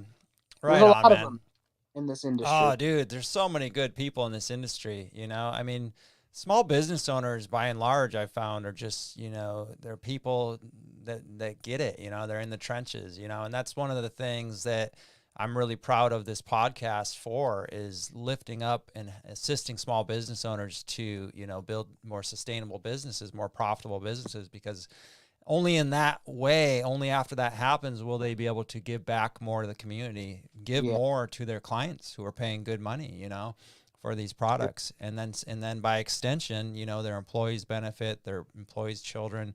I mean, it just goes on and on. The trade gets stronger as if the installer is stronger. That's and fair.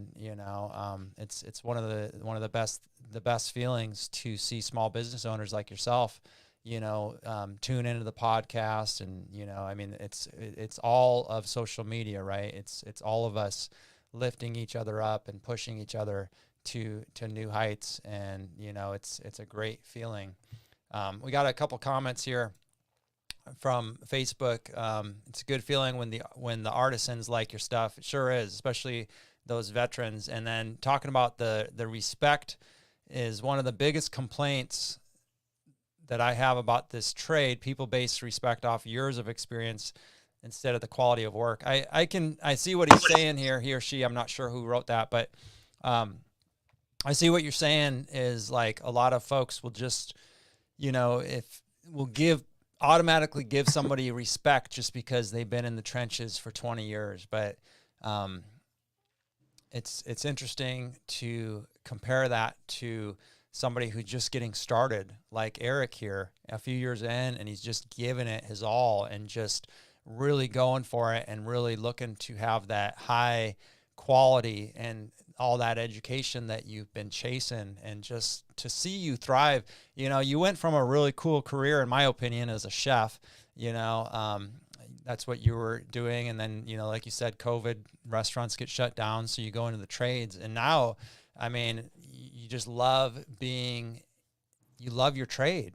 Yeah. And Well, that's, yeah, go ahead. I feel like I was I'm starting to feel like this is what I was almost meant to do, in a weird way. And I don't know, people are probably going to be like, yeah, whatever, man. But what else can I say? I mean, everything is just falling into place Yeah. so perfectly. Yeah. And, it's just, I don't know. I do like cooking, and I still do like cooking. And I think that all of the different jobs that I've done throughout my life, whether fire and EMS, I used to be a state tested nursing assistant, took care of the elderly. All the different jobs you do, they kind of help to form you, into the man that you kind of become, in your late 20s, early 30s, whatever.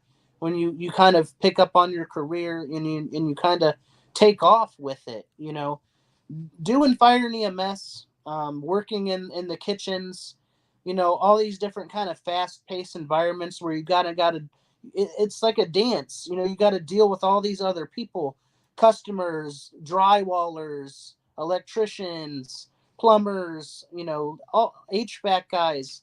It's almost like I look at it like I feel like a chameleon. When I was in EMS, you could be on the one side of town for a call, and then next thing you know, you're on another side of town, and it looks a whole lot different.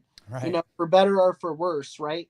But you treat those customers with the same amount of respect, with the same amount of care, because that's your job. And Yeah. nobody does fire and EMS for the money.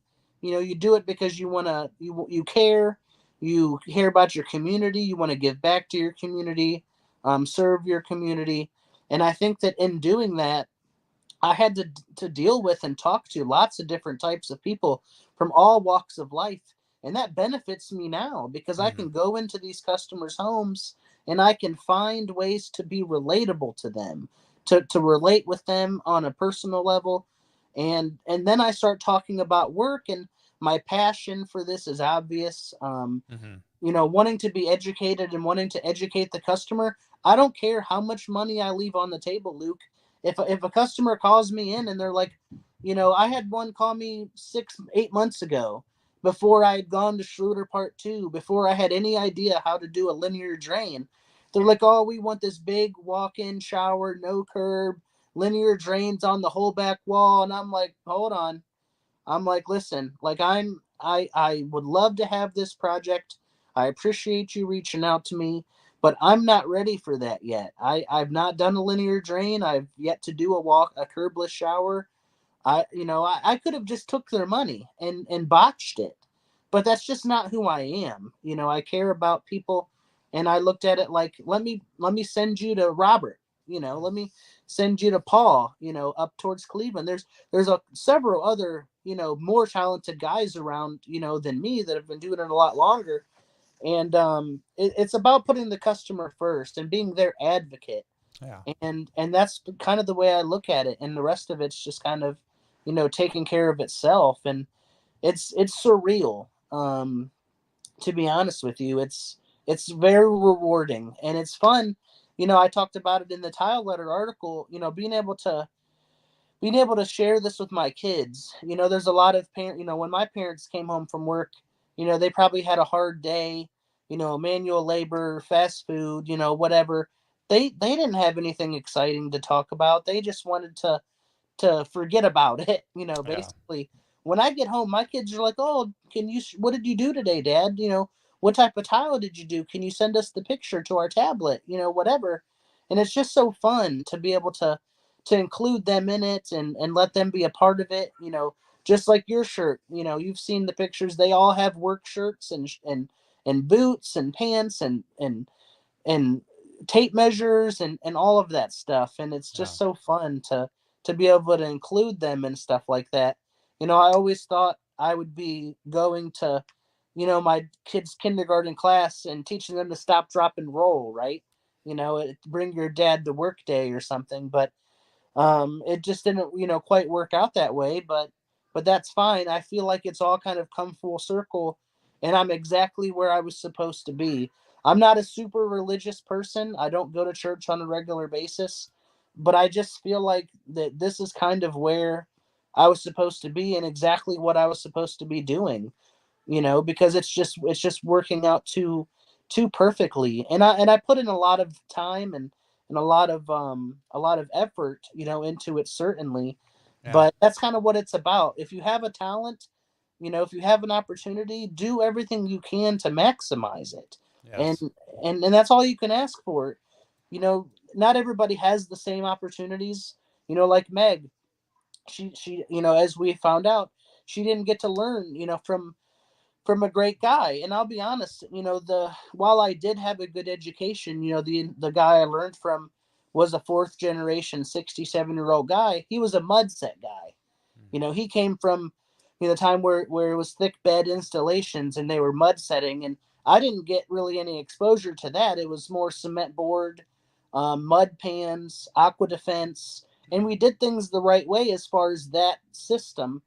But when I became my own company, I went directly to Schluter, you know, and started doing that system. So I kind of had to learn all of that part completely on my own with the help of the Schluter classes and stuff, of course. But I did get, you know, overall, you know, a super good education.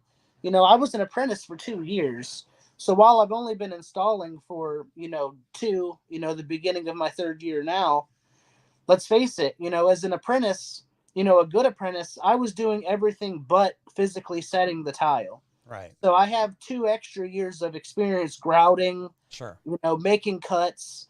The only things I didn't really get to do was layouts and pulling mud pans. I really had almost nothing to do with that other than mixing the mud and humping the mud, you know, up the stairs, you know, chopping it with a hoe in a mud box downstairs, you know, in the front yard.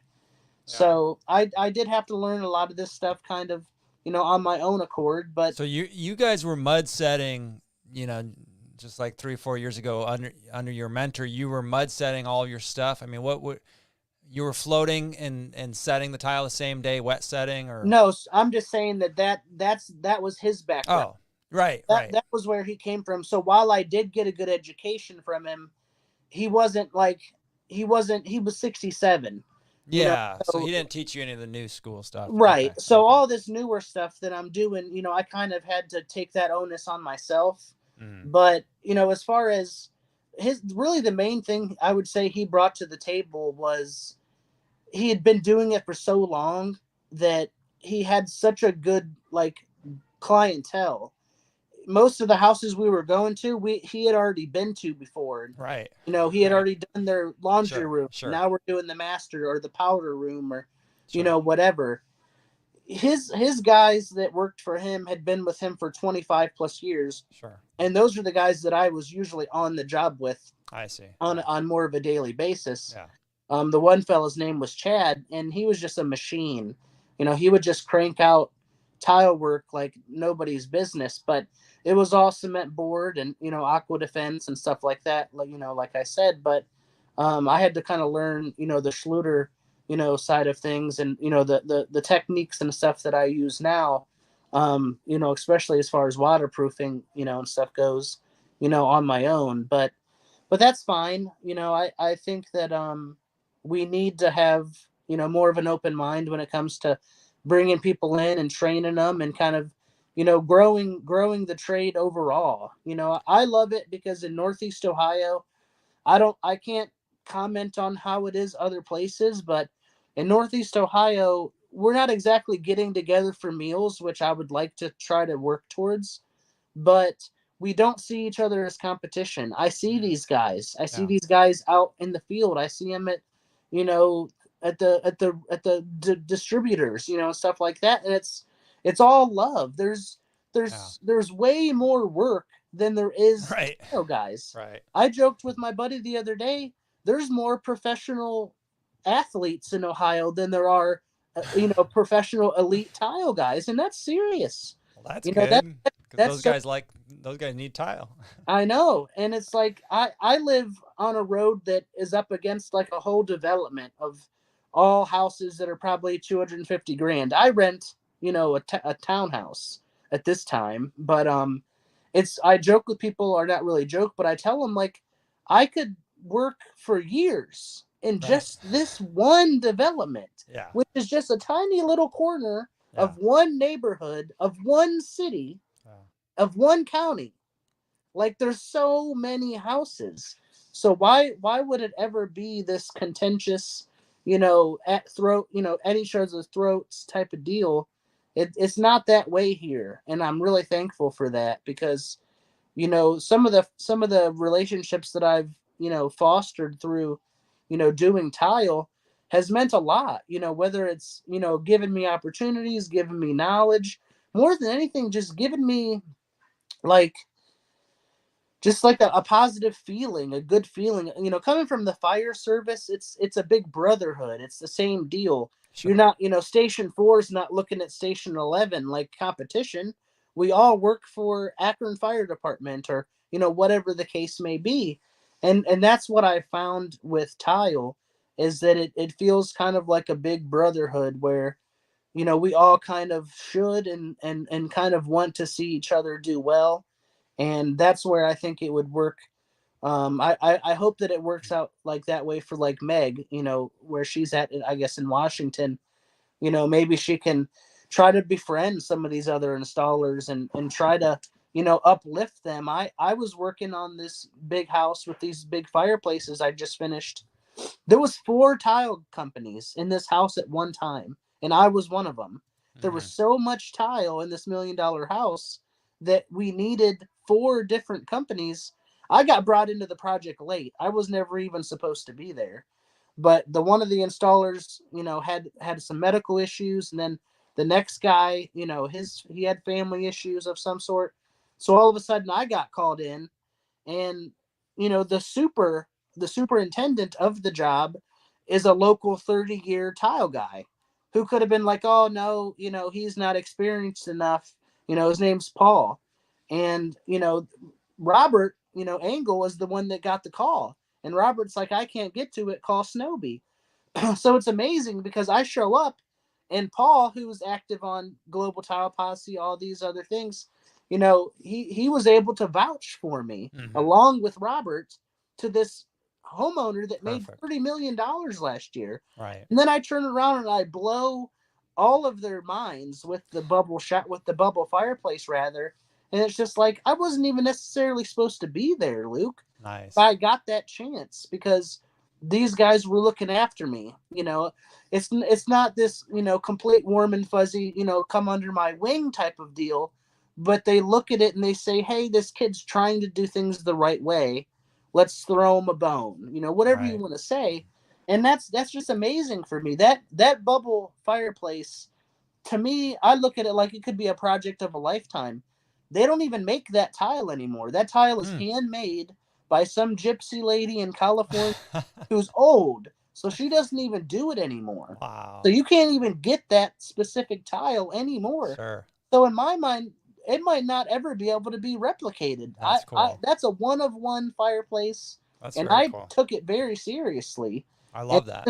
It's so fun that Robert and Paul, 2 other guys that have been tiling for 20 years, they could be like, screw this kid. Screw Snowby. Who cares? Snowby Schmoby, But they don't. And that's what's so cool, about this industry to me is just the love that I feel. And it drives me to wake up and want to go and, and have a profitable company. Because like you've said before, if we're not profitable, we're not sustainable. And if we're not sustainable, our communities rely on us to an extent. Yeah. Just the dad from Akron, he's a good guy at heart, and he has a brand. Like he has a clothing company on, in the community where I went to high school, and he uses those profits to uplift the community. His name's Kenny, and it's just awesome to see stuff like that. So that's why I'm wearing this, because I want to see other people win. And I think that if we all kind of adopted that mindset and looked at it like, if it's not hurting me, like seeing other people win doesn't take nothing away from me. Yeah. Seeing Adonis Kitchen and Bath do $1 million in revenue a year does not hurt me. Right. Seeing Stone's Construction and Remodeling doing millions of dollars, all these companies that I do tile for win. Please. I want us to keep all winning. win. Yeah. It doesn't hurt me. Right. And it's helping me. Yeah. So like we should all just try to reciprocate that love. It's that time of the year where, you get all in your feelings and you want to give back and donate and do all that. We got to try to start thinking about this as a 365 type of deal, as opposed to just during the holiday season. Yeah. If we're profitable and sustainable, we can give back. I'm trying to uplift my whole family. Yeah. It's not just about my community, it's about my family. I want other people in my family to be like, you know what? If Uncle Eric can have a business, if my brother-in-law Eric can have a business, I can have a business. You can. You're correct. Yeah. You can do it too. You just have to have the mindset, and the desire. Have fire in your belly. Wake up and go get it. And it feels so good, being from Akron, being from Kenmore, where so many people just kind of fizzle out, and plateau. Yeah. I didn't. I kept pushing, and then the opportunities presented themselves and I took full advantage of it. And here we are, on a podcast, that's uplifting, other tradesmen and other tile guys, and hopefully they take something from it, and next time they see another tile guy, they say, hey, why don't we grab lunch? Why don't we talk about how are you doing things? How are you going about these things? And we can all learn a little bit from each other.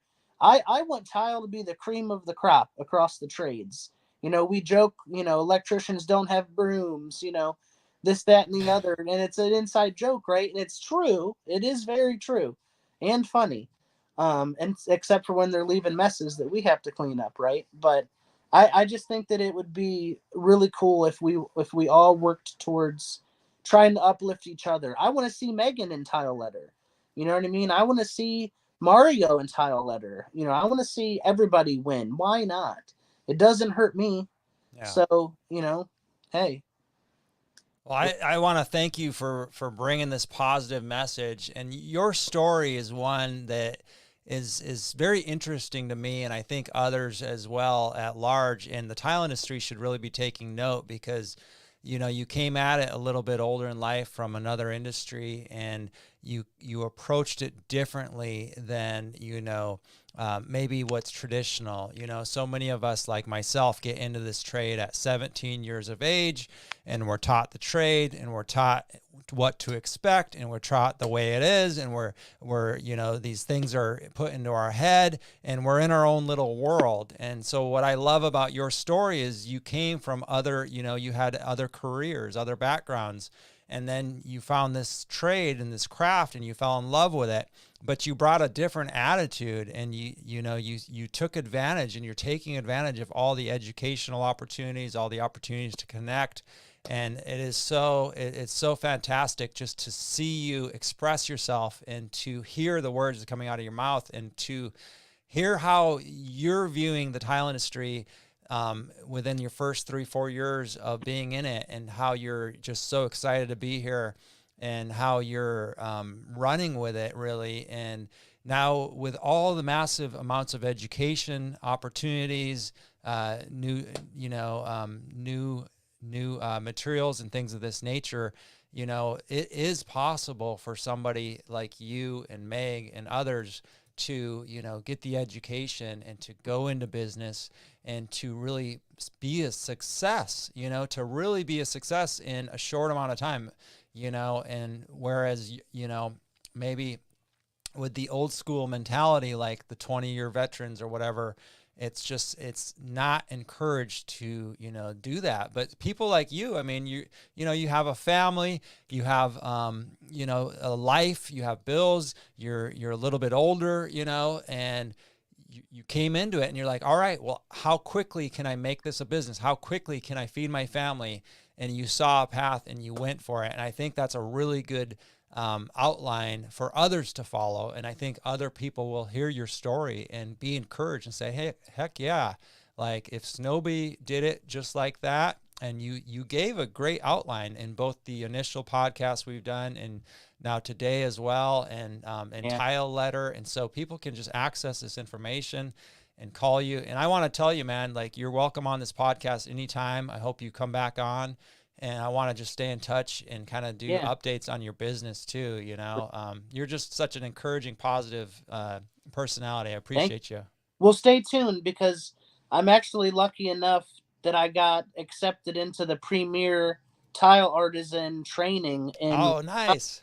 in June. Yeah. And there's only 15 of us in the whole country that get to go for this first time training by, some of the premier, tile artisans in the entire United States. So I'm super excited for that. It hasn't been fully announced yet, but that's just one of the other things. NTCA is helping to sponsor it, and I think Laticrete as well.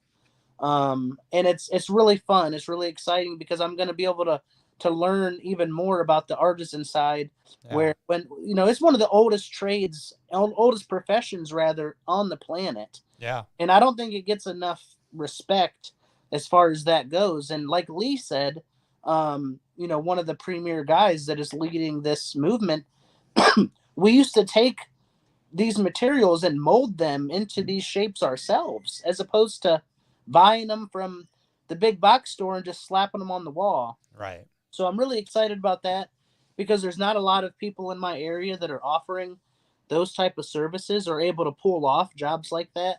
So I'm looking forward to that. So hopefully I'll be able to go to that and learn a lot, and be able to kind of keep pushing the envelope. That's awesome, man. Congratulations. Yeah. About that too. Thank you.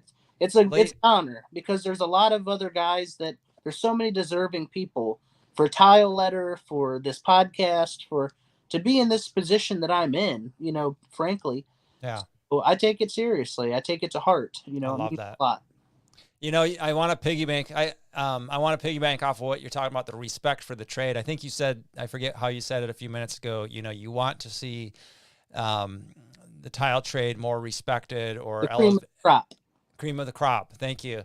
And, speaking of Lee Callyware, I remember, he won one of the first awards for the artisans at Total Solutions Plus a few years back, and I got to be there, and it was when I got to meet Lee and Jane in person for the first time. And I remember, I'll never forget Lee's speech, and it resonated with me because it was something similar to what I had heard before. Not the same speech he gave, of course, but the ideal or the description. And he read this letter about back, it would have been more like his grandfather's time when tile installers showed up and you'll have to ask Lee, and I don't know if it's printed anywhere, but if he can share this online, and maybe it's in the Artisans Guild Facebook group, but tilers used to show up with wingtip shoes on their feet and a jacket, a sport jacket, and they would look like they were going to now what we would consider a white collar job, but that's how everybody back then showed up. And it was a very respected look and a very respected trade.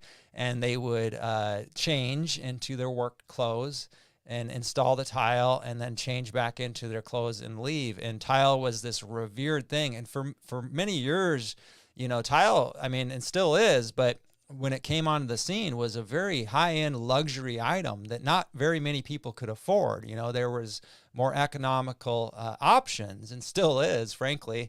And so I think, though, what we're seeing is a resurgence of that attitude, because as the tiles, we got away from just 12 by 12 squares from the early 2000s and whatnot, and now we're getting such intricate artist-forward tiles, different colors, different textures, all these neat things, right? And then people are raising their money, and it gives me great joy. It gives me great joy to be scrolling in some of these groups, and there's I think it's contractors helping contractors, and this general contractor made a post. He said, "My God, these tile guys are so expensive. I'm going to be a tile guy." And that just put a big old smile on my face today when I saw that, because I was like, good, as it should be. Right. The tile guy should be one of the most expensive guys on the job site, and now... And I would invite anybody to argue this with me, but by and large, I'm talking about artisans, people like Snowby, people who are so passionate and they're doing one job at a time, And I know we can scale this trade and talk about how we can put thousands of square feet of wearable surface in a shopping mall, or, and we can do track homes, and we can scale on that level. Like, I understand that side of the business, but by and large, my audience, Tyler's, are one man, one woman operations, maybe a few employees, small businesses. They're doing a shower at a time. It should be one of the most expensive trades going into a home. It's a finished trade. We're the fashion industry. I love it. I forget. I think it was, I don't want to misquote it, but they came on the podcast and he said, we are the fashion trade of the trades. Right. You see it, it's visible. Everything else is hidden, and we should view it as one of the most expensive, one of the most sought after. Only then will we be able to attract top talent. For years, even I've told my nephew, you thinking about going to the trades, think about electrical work or plumbing, because those are going to offer you and your family the best security, and right. I have to admit, I've said that before, and now I'm so glad to see a change, a change in the weather, a change in the direction. Tile guys are once again, understanding their value, and, with people like you leading the forefront and being so passionate and stating so well why you're worth the value, because you're putting your heart and soul into this thing, and you're really right. going above and beyond, and you're just really taken to it. And so I want to thank you again, man, for sharing, because it goes a long ways. You help a lot of people with your words today, and taking the time to share, your journey, really. And we can all learn. I hope the whole tile industry is watching people like you and Meg, because it's really, I think, from the newer people in the trade where some of us older ones can learn the most, and learn, because we want to attract more and more people to this trade. We want to attract top talent. We got to fight for it. We got to fight for it. Sure. Yeah. And I mean, I don't know if we got to fight for it, but we got to believe in it. We got to believe it's going to happen, and we all got to go to work. Right. I mean, and so by that, I agree with you. Like, I mean, I don't mean like physically fight. I mean, like, like Meg said, it's just disappointing to see the quality in some of these places, and I feel like that's where we have to fight for it and say, hey, we demand that tile, be at a certain level. I want to install to standard. Yeah, and I think that's what we should all be striving for, is not just getting the job done and swinging by the Quickie Mart for our pack of smokes and our 12-pack on the way home. Let's fight for it to be the cream of the crop, and for us to all install to standard, and we're going to elevate and raise this, raise our entire trade, our entire profession, raise it up, how about 2 packs and an 18-pack of tall boys? Hey, I'm not judging, I'm just saying, my younger brother, one of my younger brothers, is my apprentice, and I'm very transparent with him, because I want him to see what this is going to be able to provide for him in the future. When my boss didn't tell me anything, but I seen that he had a $300,000 house, so it's like, be transparent, let's show these people that, hey, you can change your life with this. Yeah. My wife gets to stay home with my kids and spend as much time as she wants with my kids instead of a babysitter. Yeah. She's nurturing our children. She's teaching them and getting them ready for kindergarten, as opposed to some preschool teacher who are great. It's a selfless, thankless job, and they're saints, quite frankly, to put up with other people's kids all day long. Right. Honestly, we both have them. Yeah. But that's all I mean, is we gotta fight for this trade, and to keep it, get it back to, like you said, where it used to be, where you were respected. I always feel some type of way, swinging by to get some gas or something on the way home, and I wipe my fingers on my pants and stuff all day, and I feel like people are looking at me like, who's this dirty man, and it's just like, I'm a lot more than that. I might be a little bit dirty, but I'm a specialist and an artisan and a craftsman, and I'm working my way to the top, and I'm not gonna settle for anything less, and that's what I think we should all be working towards. Amen, brother. Amen. Yes, sir. I agree. Thank you. 100%. Absolutely, man. Well, you enjoy your weekend. And if we don't talk to you, and happy Christmas, happy holidays. And I'm sure we'll talk to you next week or see you in the groups or something. I'm going to do this next Friday as well, I think, unless if I have plans that I don't know about. But I want to end the new year, with a bang here and connect with the community as much as possible. So I appreciate you coming on here, brother, and have a good night. Happy Friday. All right. Thank you, and enjoy your shirt. Will do. Absolutely. Yes, sir. Thank you, Luke. You're welcome. Bye-bye. Bye.